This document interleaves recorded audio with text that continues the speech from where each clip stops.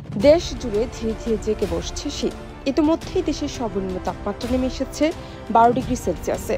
আগামী 24 ঘন্টায় দিন ও রাতের তাপমাত্রা আরও 1 থেকে 2 ডিগ্রি কমতে পারে বলে জানিয়েছে আবহাওয়া অধিদপ্তর। এলএমই সার্টিফাইড বিশ্বসেরা কপারে তৈরি ওয়ালটন কেবলস, যা আপনার স্থাপনাকে রাখবে সব সময় নিরাপদ।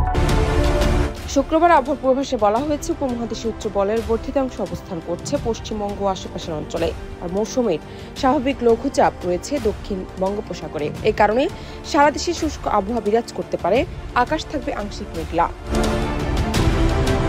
একই সঙ্গে শেষ রাত থেকে ভোর পর্যন্ত দেশের বিভিন্ন স্থানে হালকা কুয়াশা পড়ার সম্ভাবনা রয়েছে। শনিবার থেকে আগামী 24 ঘন্টা পর্যন্ত আবহাওয়া প্রায় একই রকম থাকতে পারে, তবে এ সময় তাপমাত্রায় তেমন কোনো পরিবর্তনের সম্ভাবনা নেই। অধিদপ্তর বলছে, ডিসেম্বর থেকে ফেব্রুয়ারির মধ্যে দেশে 3 থেকে 8টি শৈত্যপ্রবাহ বয়ে যেতে পারে। এর মধ্যে 2 থেকে 3টি তীব্র আকার ধারণ করার আশঙ্কা রয়েছে।